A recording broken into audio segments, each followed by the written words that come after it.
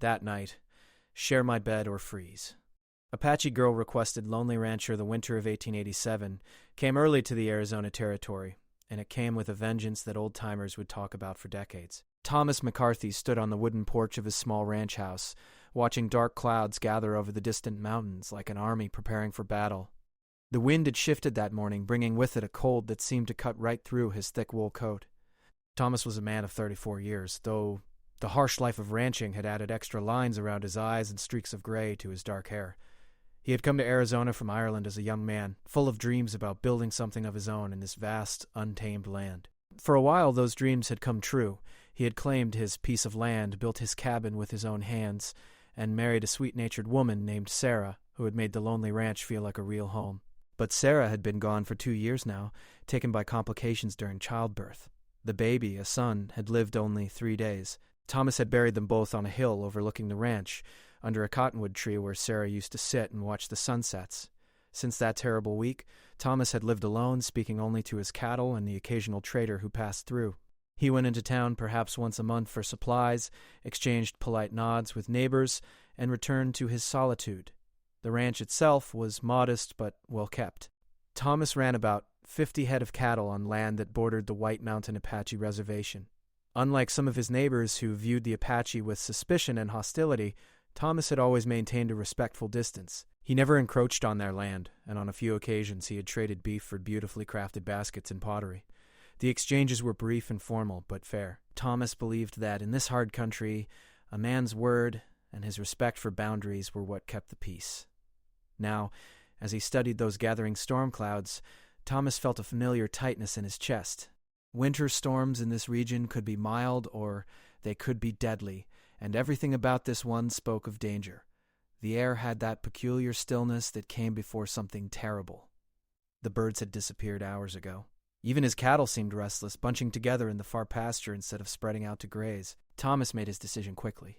He would need to check on the cattle one more time, make sure they had access to the windbreak near the canyon wall, and then secure everything at the ranch before the storm hit.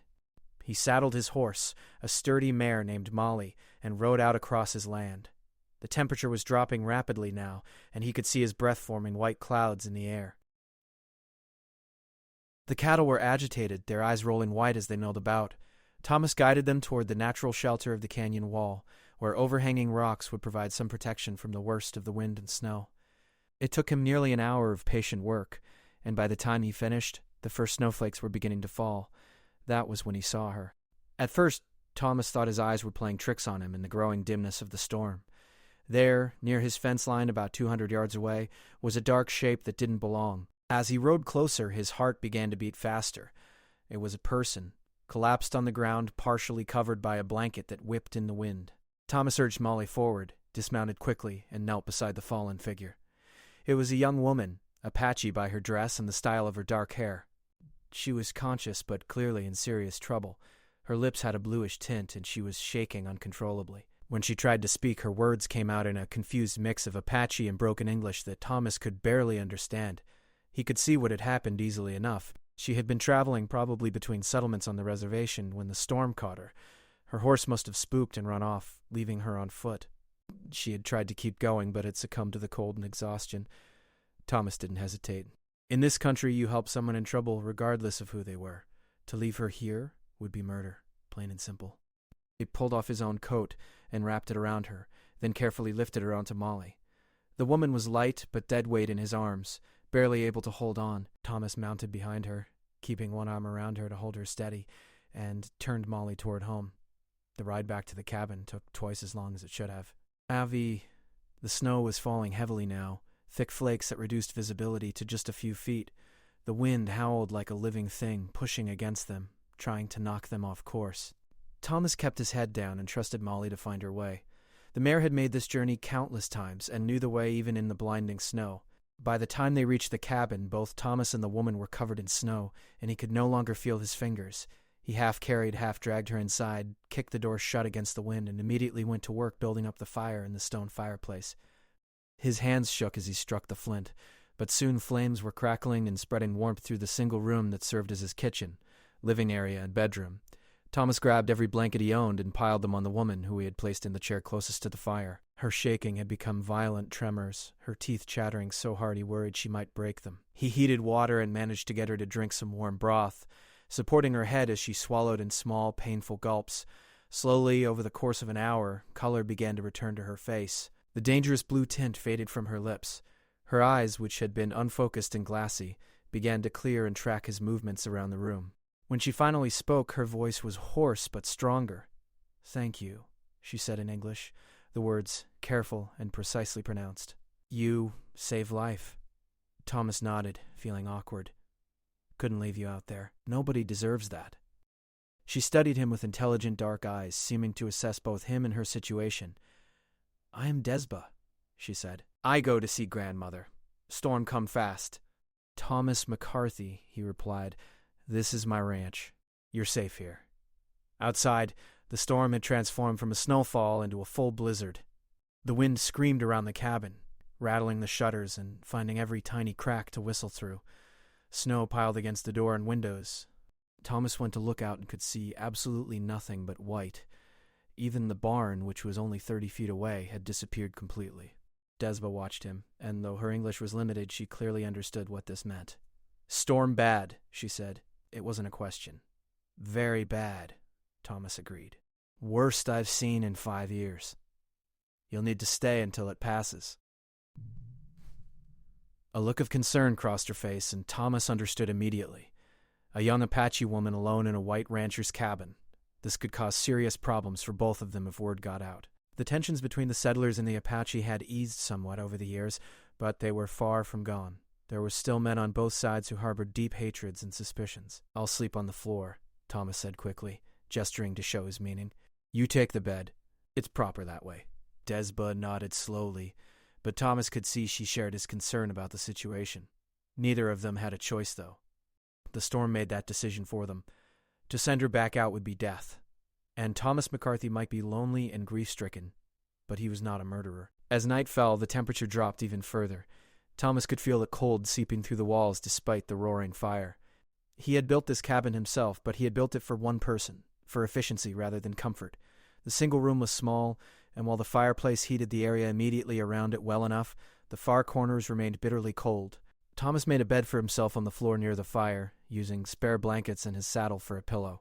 He insisted that Desba take the actual bed, a simple wooden frame with a corn husk mattress that Sarah had sewn. He piled every remaining blanket on top of her and turned his back to give her privacy.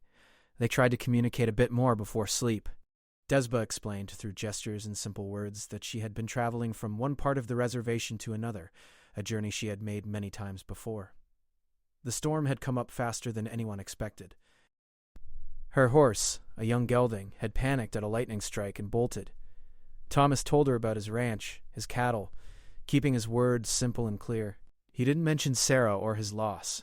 Some things were too hard to explain, even in your own language. As the hours passed and deep night settled over the frozen landscape, Thomas lay awake listening to the storm rage outside. It was the kind of blizzard that killed cattle and destroyed unprepared homesteads. He said a silent prayer that his animals would survive in their shelter. He thought about how strange fate was, that this woman had collapsed almost exactly where he would find her, a few hundred yards in any direction, and she would have died alone in the snow, undiscovered, until spring. From the bed, he heard Desba's breathing, even out into sleep. Thomas finally allowed himself to relax slightly. Tomorrow, they would deal with whatever tomorrow brought. For now, they were both alive and safe, and in this brutal country, that was sometimes all you could ask for. The fire crackled and popped, throwing dancing shadows on the log walls. Outside, the blizzard howled its fury at the small cabin that dared to stand against it, and inside, two strangers from different worlds sheltered together, bound by the simple human need to survive another night. Thomas woke several times during that first night, adding wood to the fire each time to keep the flames burning strong. Each time he stirred, he could hear the relentless howl of the wind outside, a sound that seemed to grow more fierce with each passing hour. By his estimation, it was well past midnight when he noticed something that made him sit up with concern. Desba was shivering. Even from across the room, he could see the blankets shaking with the force of her trembling. The part of the cabin where the bed stood was farther from the fireplace, and despite all the blankets he had piled on her, the cold was seeping through the poorly insulated walls. Thomas got up and put more wood on the fire, building it up until flames leaped high, but he knew it wouldn't be enough. The cabin simply wasn't built to withstand this kind of extreme cold. He moved closer to check on her, and in the firelight he could see her teeth chattering, her whole body curled tight trying to conserve warmth. Her eyes opened, looking at him with a misery that transcended language. She had survived the exposure outside only to face more cold inside. "The fire," Thomas said helplessly, gesturing. "I've made it as big as I can safely." Desba nodded, understanding his limitations. She pulled the blankets tighter around herself, but they both knew this wasn't working. Hours passed this way, with Thomas desperately trying to warm the cabin while Desba fought against the cold that seemed determined to finish what it had started earlier that day. Around what Thomas guessed was 3 a.m, he heard Desba calling to him weakly. He went to her side immediately. In the flickering firelight, her face looked pinched and pale again, and he felt a stab of fear. He hadn't saved her from freezing outside only to have her freeze inside his own home. Desba looked at him directly, and despite her limited English, her meaning was absolutely clear.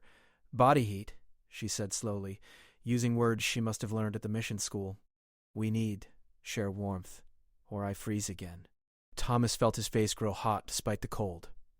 What she was suggesting made perfect practical sense. He had heard stories of trappers and travelers surviving blizzards by sharing body heat. It was a matter of survival, nothing more. But the situation was complicated by everything else. He was a white rancher. She was an Apache woman. They were complete strangers, and in the world they lived in, this kind of closeness, regardless of the innocent reasons behind it, could destroy both their lives if anyone found out. "I don't know if that's a good idea," Thomas said carefully. Desba's eyes flashed with something between frustration and amusement despite her discomfort. "You think I want this?" she asked, her English becoming clearer as she focused. "You think this easy for me? But cold not care about easy? Cold not care about proper. You choose die to be proper?" The bluntness of her question cut through all of Thomas's hesitation. She was absolutely right. What good were social conventions and worries about reputation if they were both dead? He had seen men freeze to death before. It was not a peaceful way to go. "All right," he said finally. "But we do this proper. Both stay fully clothed. We face opposite directions. This is only about staying warm, nothing else. You understand?" "I understand," Desba said, and there was relief in her voice. "I not want anything else. Only warmth. Only survive." Thomas helped her move over on the narrow bed, then lay down beside her, both of them still wrapped in their clothes and coats. He positioned himself facing away from her, his back to hers. Even through all the layers of clothing, he could feel the cold radiating from her body, could feel the violent shaking that still gripped her.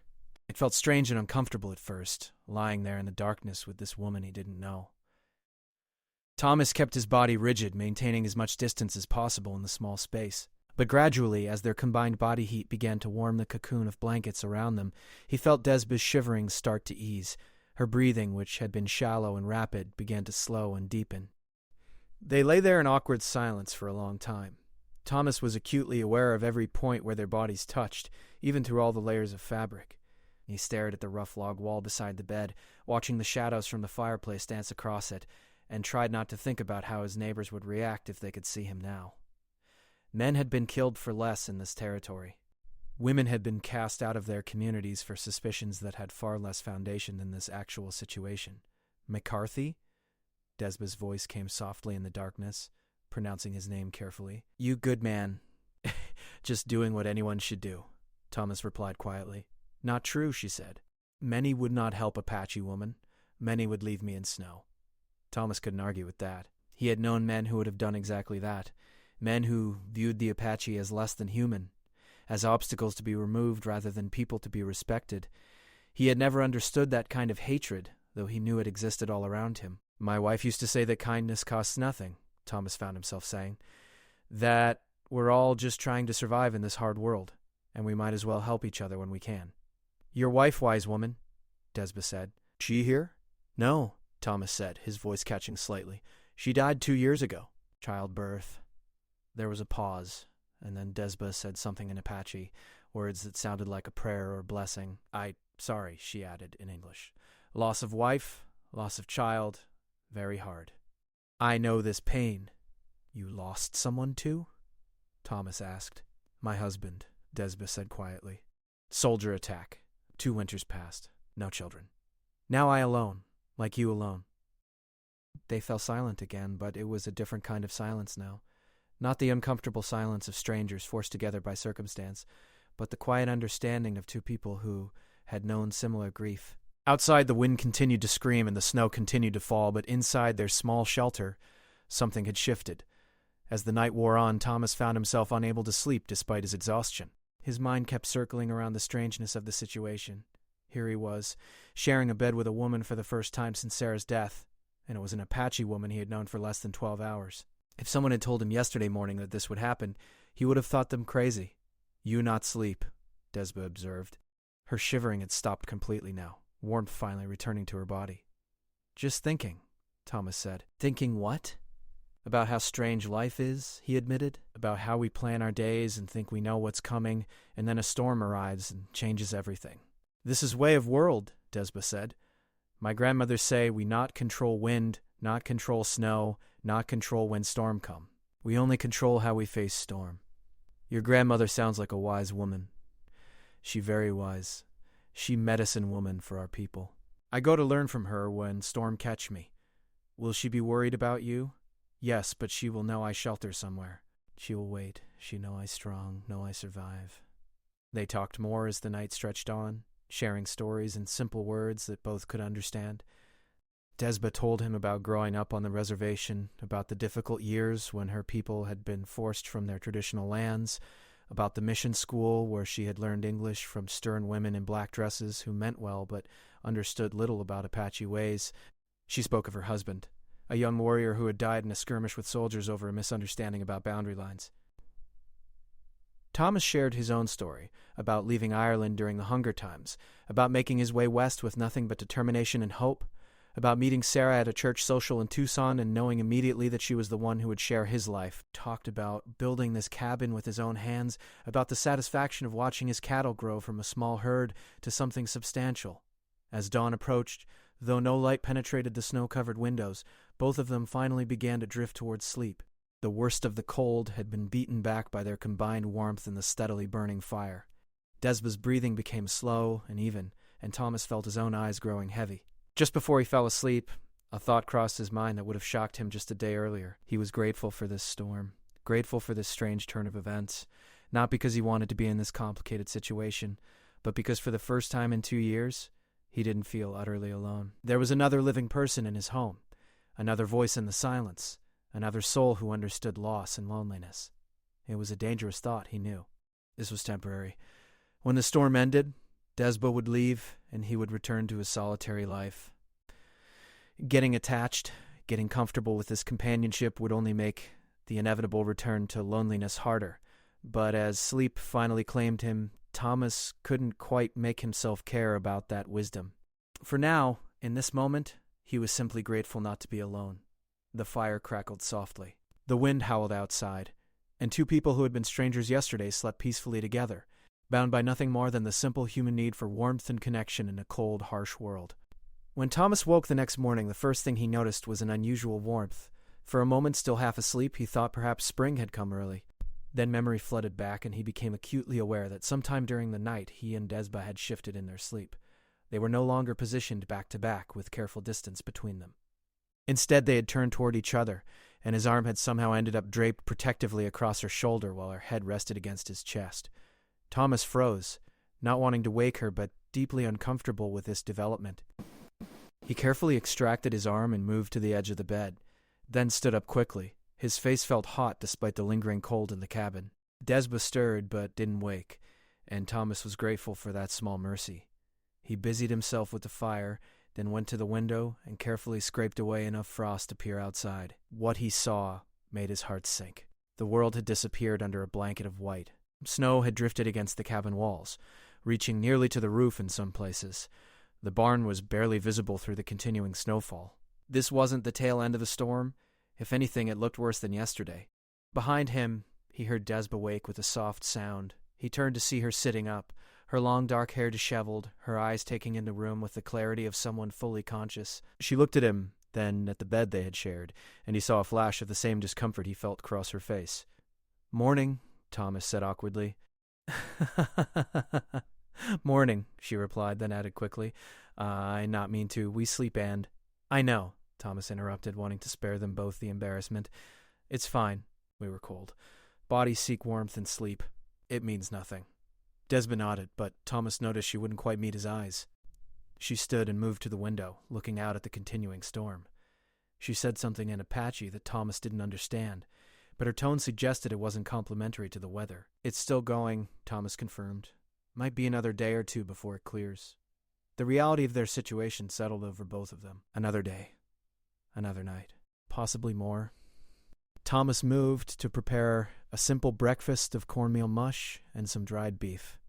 Desba watched him work, then quietly asked if she could help. Thomas nodded and showed her where he kept his meager supplies. As they worked together in the small kitchen area, something unexpected happened. Desba made a small sound of disapproval and went to her travel bag, which Thomas had brought in from outside. She pulled out a small leather pouch and showed him several dried herbs he didn't recognize. "Make better," she said simply, and proceeded to add pinches of various herbs to the pot. When they finally ate, Thomas was surprised to find that the plain mush he had been eating for months suddenly had flavor and depth. He looked at her with appreciation. "My grandmother teach," Desba explained with a small smile.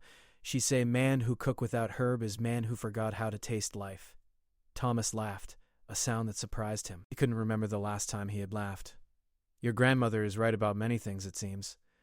After breakfast, they settled into an awkward routine. The cabin was small, and there was limited space to maintain privacy. Thomas tried to focus on small tasks, checking his supplies, mending a piece of harness that had been waiting for attention. Desba sat near the fire, working on repairing a tear in her blanket with a bone needle and thread she carried. The silence between them was heavy at first, both of them aware of the unusual intimacy they had already shared and would have to share again when night came. But gradually, as the morning wore on, they began to talk. Small conversations at first, simple exchanges about the weather, the fire, the sounds of the storm outside. "You learn English at mission school?" Thomas asked at one point. Desba nodded. "Many years. The women there, they want us to forget Apache ways, learn white ways.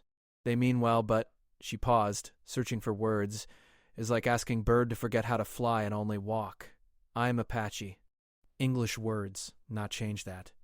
No one should ask you to forget who you are," Thomas said firmly. "But your people do ask," Desba replied without accusation, just stating a fact. "Governments say we must live on reservation, must farm like white men, must send children to school to learn white ways. Say Apache way is wrong way." Thomas had no good answer to that.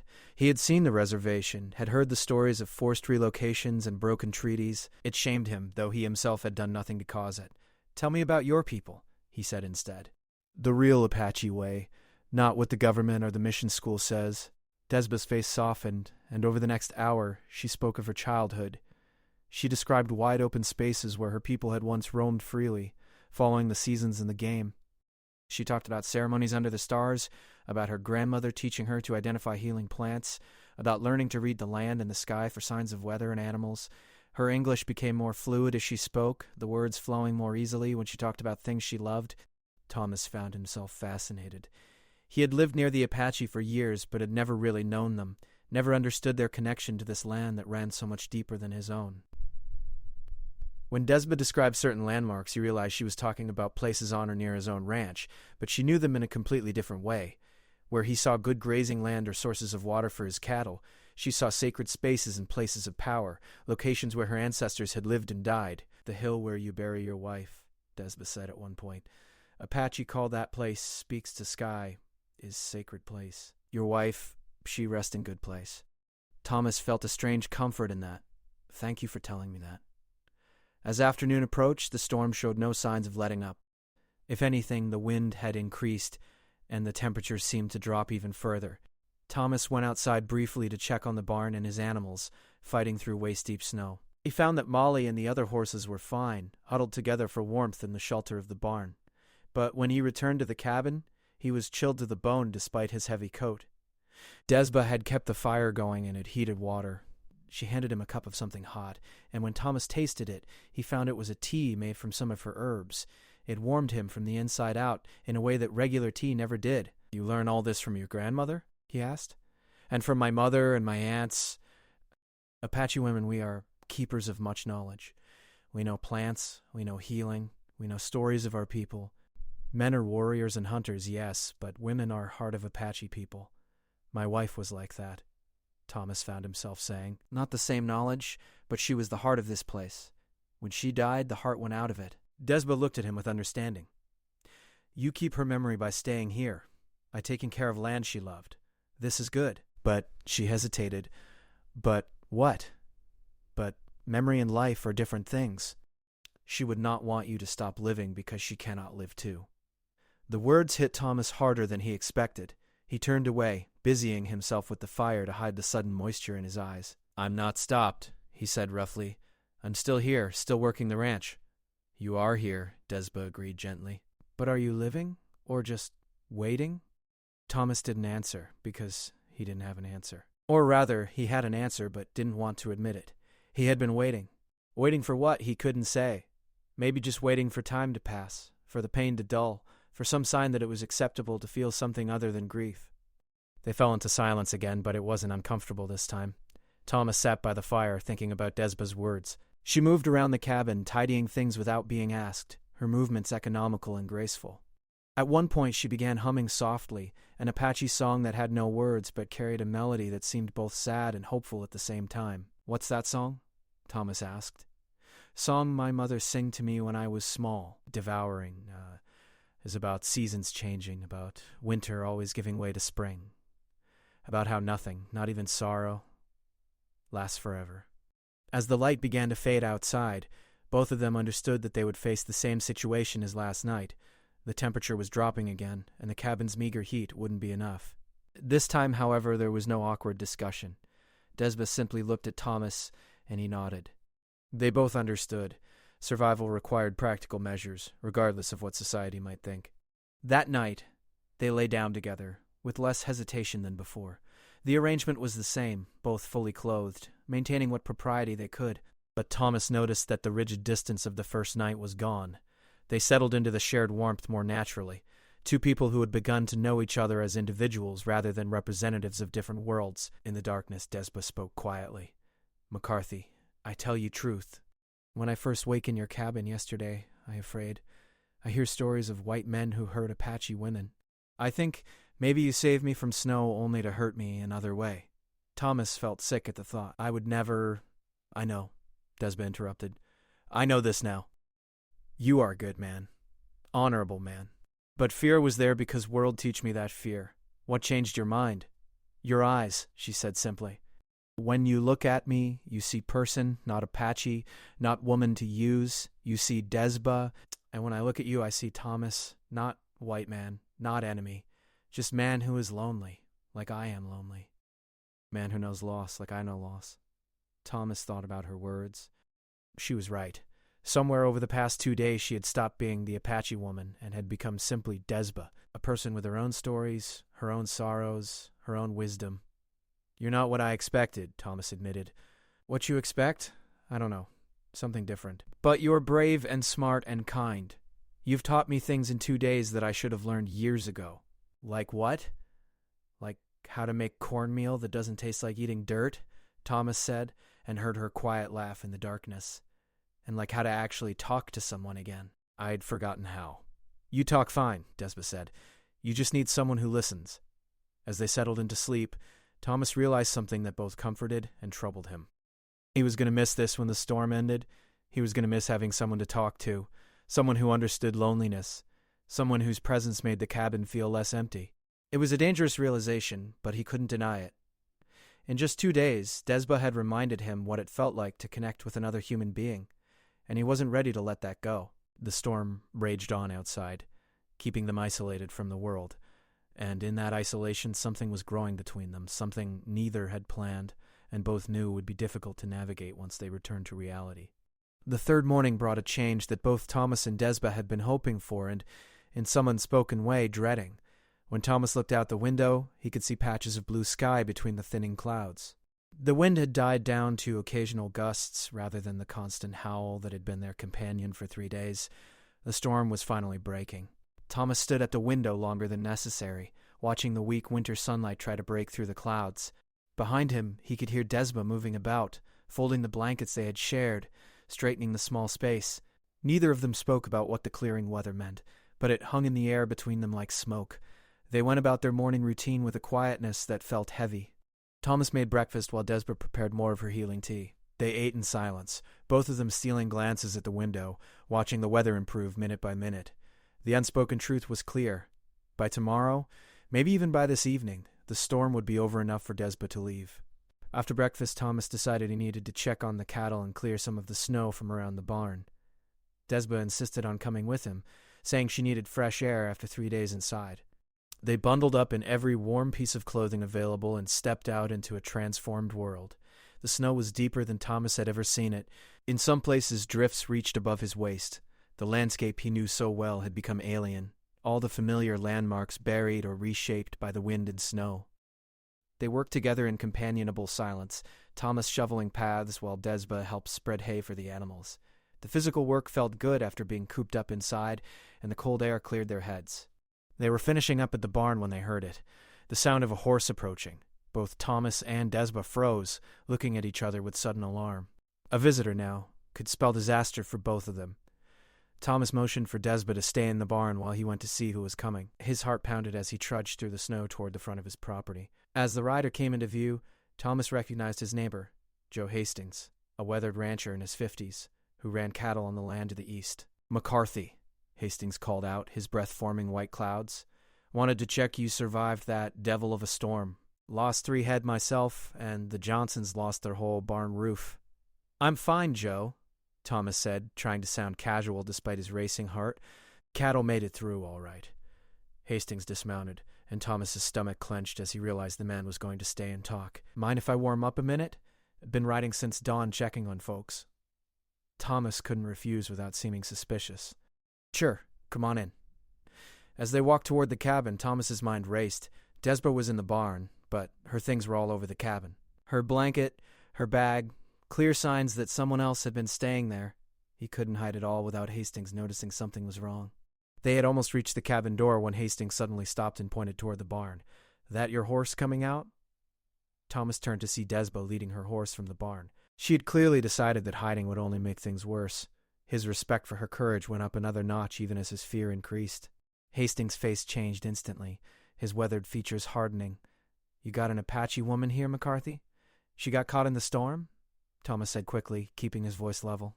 "Found her nearly frozen to death on my land. Couldn't leave her to die."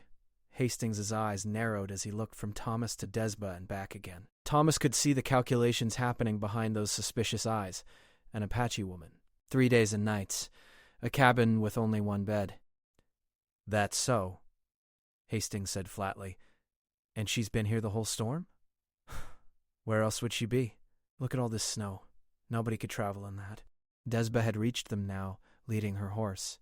She met Hastings' stare with calm dignity, not dropping her eyes or showing any sign of shame. Thomas felt a surge of admiration for her strength. "I nearly die in storm," Desba said clearly, her English careful and precise. "Mr. McCarthy saved my life. He give me shelter, food, and his bed while he sleep on floor. He behave with honor. I am grateful." The emphasis she put on "while he sleep on floor" was deliberate, and Thomas understood she was trying to protect both their reputations. But he could see from Hastings' face that the man didn't believe it.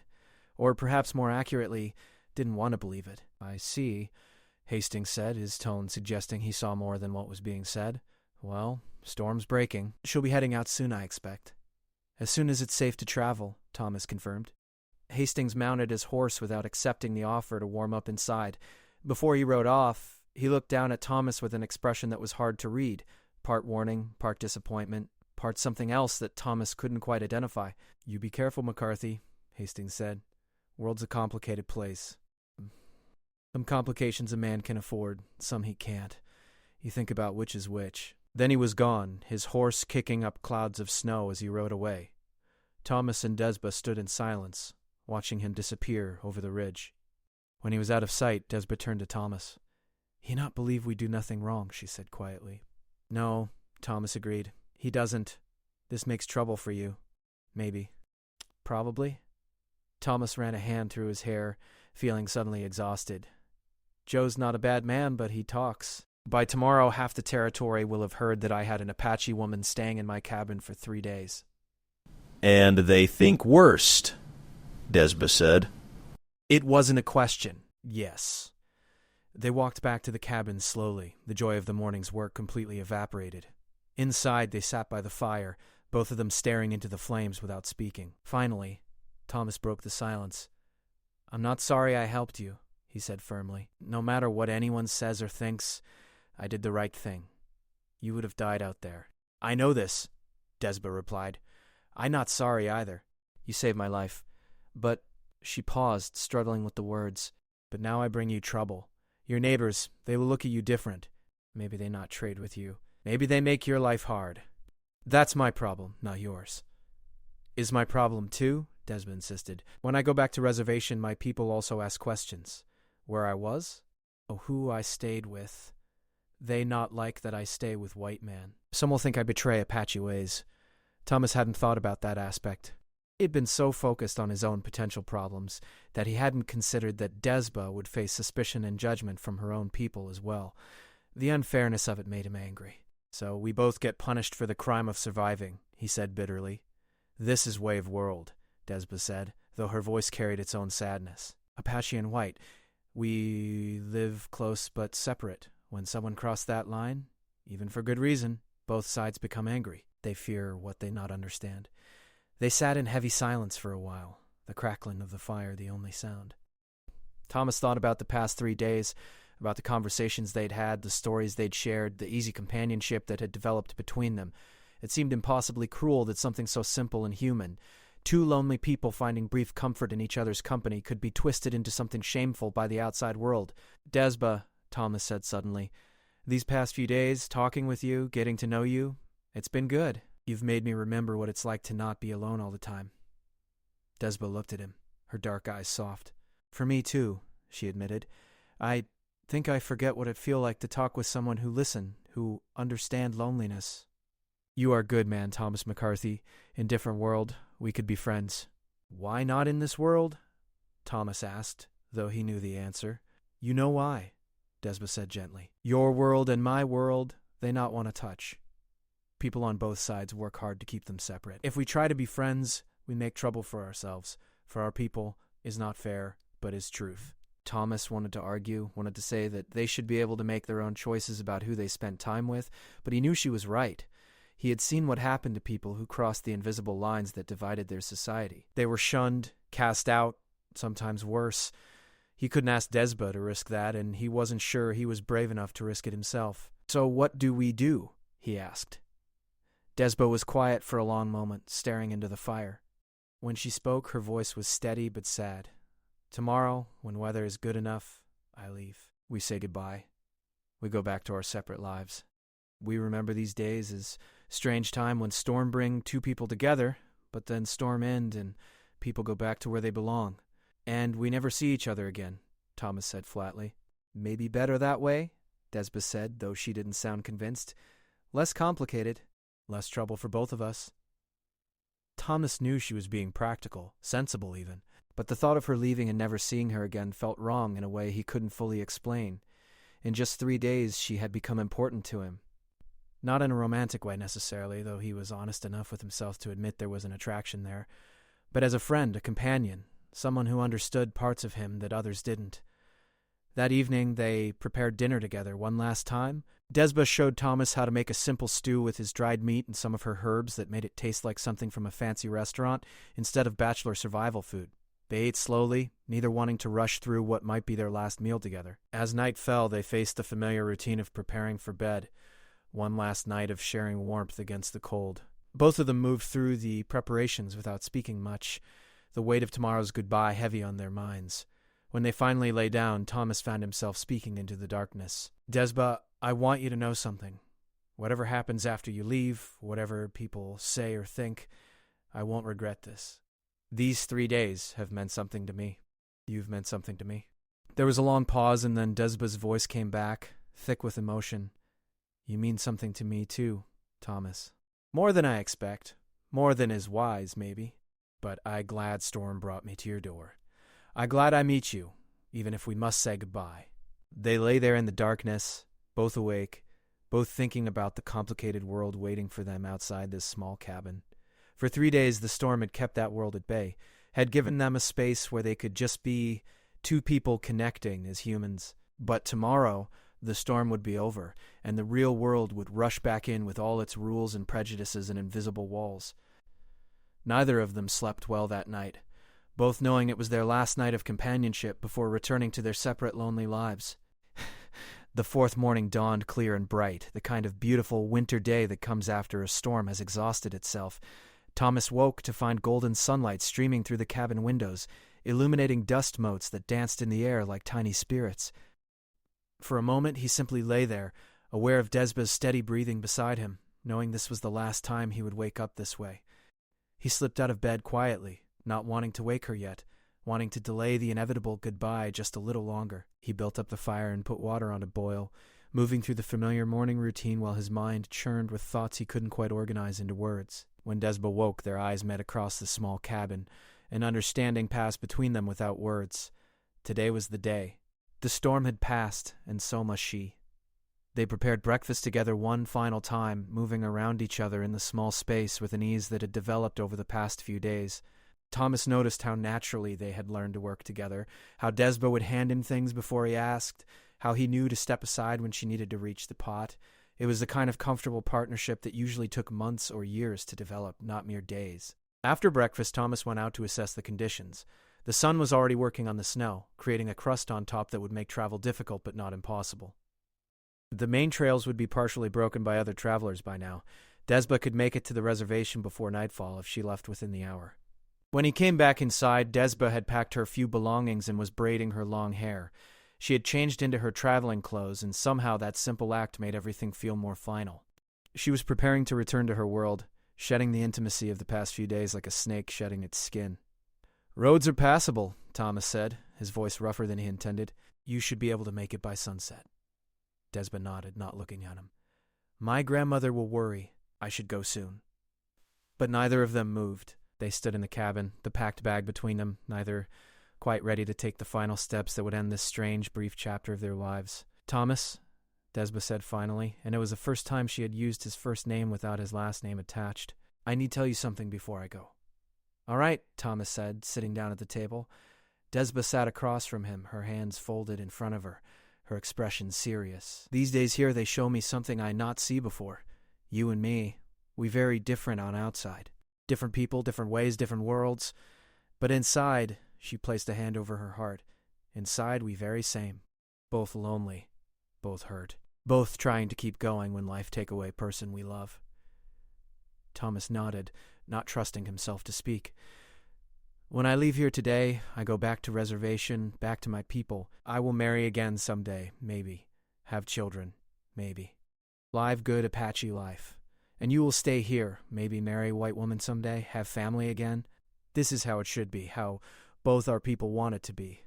But," Thomas prompted, hearing the unspoken word in her tone, "but I will always remember the rancher who saved my life, who treat me with respect, who show me that not all white men are enemy, who remind me that kindness still exists in world, even between people who's supposed to be separate." Her eyes were bright with unshed tears. "You give me something important, Thomas. You give me back hope that world can be better than it is." Thomas felt his own throat tighten. "You gave me something, too. You reminded me that I'm still alive, that there's still reason to talk to people, to connect. I've been living like a ghost for 2 years, just going through motions. You made me feel human again." They sat in silence for a moment, both overwhelmed by emotions they hadn't expected to feel. Then Desba reached across the table and took Thomas's hand, a simple gesture, but one that carried weight in their world. "I have idea," she said slowly. "Is maybe foolish idea, maybe impossible idea, but I want tell you anyway." "Tell me," Thomas said. "My grandmother, she is respected woman among our people.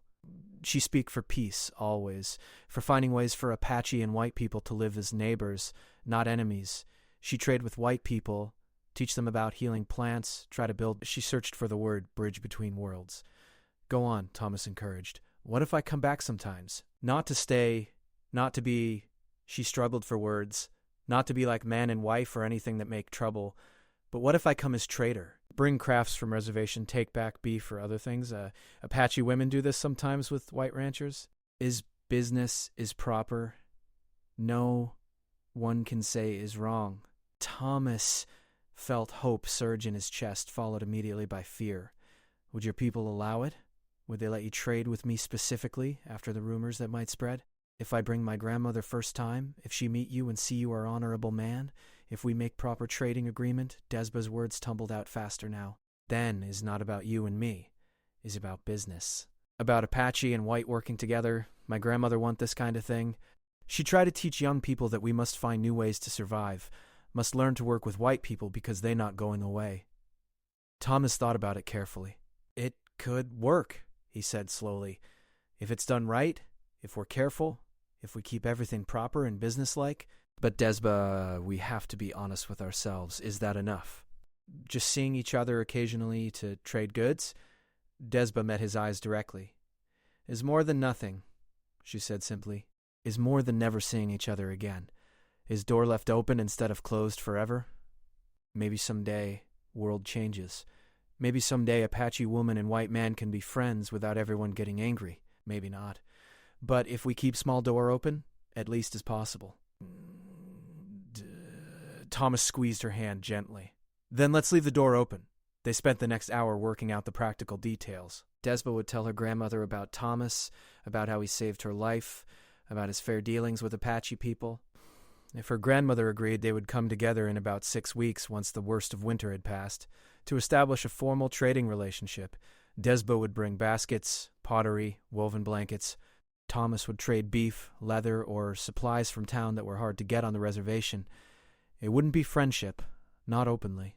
There wouldn't be what either of them might want in their secret hearts, but it would be something, a connection that could be maintained within the rules of their divided world. Finally, there was nothing left to delay. Desba's horse was saddled. Thomas had packed supplies for her journey, dried beef, bread, extra blankets. He walked her out to where her horse waited, both of them moving slowly, neither wanting to reach the final moment of goodbye. Thank you, Desba said, taking the reins. For my life. For kindness. For seeing me as person, not just Apache woman. Thank you, Thomas replied, for reminding me what it means to be alive. For your wisdom. For seeing me as person too, not just lonely rancher. Desba mounted her horse with the practiced ease of someone who had been riding since childhood. From up there, she looked down at Thomas, her face composed but her eyes revealing deeper emotion. 6 weeks, she said, if grandmother agree. I come back. I'll be here, Thomas promised. I'll wait. Desba nodded, then turned her horse toward the trail that would take her home, but after a few steps, she stopped and looked back. Thomas McCarthy, she called. One more thing. Yes? That night you saved me. When I so cold I think I die, you give me warmth. You share bed when you not have to, when it dangerous for you. You do this because is right thing? Because is human thing? I never forget this. And I never forget man who do it. Before Thomas could respond, she urged her horse forward, moving at a steady pace through the snow-covered landscape. Thomas stood and watched until she was just a dark speck in the distance, then watched even after she disappeared over the far ridge. The cabin felt desperately empty when he went back inside. The blankets were folded neatly. The dishes were washed and put away. There was no sign that anyone else had been there except for a small leather pouch on the table that Desba had left behind. Thomas picked it up and found it contained some of her healing herbs and a small carved stone in the shape of a bird. He held the stone in his palm, feeling its smooth weight, and made himself a promise. He would not slide back into the ghost-like existence he had been living before the storm. He would honor what Desba had taught him by staying present, staying alive to the world around him, staying open to connection even when connection was difficult. The days that followed were long. True to Thomas's prediction, word spread about the Apache woman who had sheltered in his cabin. Some neighbors stopped by with transparent excuses, clearly fishing for details. Thomas told them the simple truth. He had found her nearly frozen and given her shelter until the storm passed. Some believed him. Others didn't but couldn't prove anything different, so they settled for meaningful looks and careful distance. Thomas bore it all with as much dignity as he could muster. He refused to be ashamed of saving a life, refused to apologize for basic human decency. He lost a few trading partners who suddenly decided to do business elsewhere, but others, to his surprise, seemed to respect him more for what he'd done. The weeks crept by slowly. Thomas found himself counting days, watching the snow gradually melt, looking towards spring with an anticipation he hadn't felt in years. He prepared for the possibility of Desba's return, building a small separate structure near his main cabin, officially a storage shed, but built well enough that it could serve as a proper trading post. If Desba came to trade, there would be a public, respectable space for those transactions. 6 weeks after the storm, almost to the day, Thomas was working in his corral when he saw 2 riders approaching. His heart began to pound even before he could make out their features. As they drew closer, he recognized Desba on her horse, and beside her rode an older Apache woman with silver-streaked hair and a face marked by both age and wisdom. Thomas walked out to meet them, his pulse racing but his face calm. This was the moment that would determine whether the door they'd left open would stay open or swing shut forever. Desba dismounted first, her expression carefully neutral, appropriate for a business meeting. But her eyes met his, and in them Thomas saw warmth and relief and hope. "Thomas McCarthy?" she said formally. "This is my grandmother, Bina. She is medicine woman and respected elder of our people. I tell her you saved my life in storm. She want to meet man who show honor to Apache woman." The old woman studied Thomas with sharp, intelligent eyes that seemed to see through to his very soul. For a long moment she said nothing, and Thomas felt as though he were being weighed and measured by a force far more ancient than himself. Then Bina smiled, her weathered face creasing into lines that suggested she smiled often. She spoke in Apache, and Desba translated. "My grandmother says she sees good spirit in you. She says you have eyes of man who knows loss but has not let loss turn him bitter. She says Apache and white people must find ways to work together, and perhaps this trading arrangement is a small step toward that future." Thomas felt relief flood through him. "Tell your grandmother I am honored by her words and her presence. I would be proud to trade with her granddaughter, and I give my word that all dealings will be fair and honorable." More Apache words from Bina than Desba's translation. "She says she knows this already, or she would not have come. She says sometimes storm brings unexpected gifts. She says we should not question the wisdom of storms." Over the next hour they worked out the details of their trading arrangement. It was all very proper, very businesslike. Bina served as witness and mediator, her presence lending legitimacy to everything. They agreed on what goods would be traded, how often Desba would come, fair prices for everything. But beneath the business discussion, Thomas and Desba's eyes met frequently, sharing unspoken communication. They were building something here, something that existed in the narrow space between what was forbidden and what was possible. It wasn't everything either of them might want, but it was real and it was theirs. As the sun began to lower, Bina announced it was time for them to return to the reservation. But before mounting her horse, she spoke directly to Thomas in careful English. "You saved my granddaughter life," she said. "For this, you have gratitude of our family always. But more than this, you show respect, show honor. These things rare between our peoples. You keep showing these things, we keep coming back. We build trust one trade at a time. Maybe someday trust becomes something more. Maybe someday world ready for what it not ready for now. We see." After they left, Thomas stood watching them ride away, just as he had 6 weeks earlier. But this time was different. This time he knew they would come back. The door had been left open, and more than that, a path had been built through it. 2 months later, Desba came again, this time alone. The trading went smoothly, her baskets for his beef, but they allowed themselves an extra hour just to talk, to share stories, to remember that night when the storm had brought them together. Over the following year, the trading visits continued regularly. Sometimes Bina came along. Sometimes other Apache women from the reservation accompanied Desba, curious about the white rancher who treated them fairly. Thomas's trading post became known as a reliable, respectful place, and gradually other Apache traders began to come as well. And through it all, Thomas and Desba maintained their careful balance, walking the line between friendship and business, between what they felt and what they could show.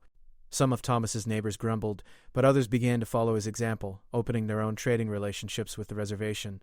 Small bridges were being built between worlds that had been separate for too long. One spring day, more than a year after the storm, Desba arrived for her regular trading visit, but asked if she could speak with Thomas privately. They walked to the hill where Sarah was buried, the place Desba had called Speaks to Sky. "My grandmother is wise woman," Desba said as they stood looking out over the land. "She see many things others not see. She tell me something yesterday, and she say I must tell you." "What did she say?" Thomas asked. "She say that sometimes world changes not because everyone suddenly become wise, but because few brave people show different way is possible. She say you and me, while we building here with trading, with respect, with friendship that not quite friendship, but more than business. This is like planting seed. Maybe nothing grows from it in our lifetime. Maybe it does. But seed is planted. Your grandmother is very wise, Thomas agreed. Desba turned to face him fully. She also say that she is old and will not live many more years. She say that when she gone, I will become medicine woman for our people, and medicine woman can choose her own path, can move between worlds more freely than other Apache women. She say I should remember this. Thomas understood what was being offered, not a promise, but a possibility. A future where things might be different, where the careful distance they maintained might not be necessary anymore. We'll see what the future brings, Thomas said softly. But whatever happens, I'm grateful for what we have now. You've given me my life back, Desba. Not just that night in the storm, but every time you come here, every conversation, every reminder that there's still good in the world. That's more than I ever expected to have again. You give me same thing, Desba replied.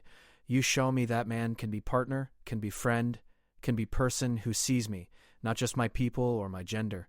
This is gift too.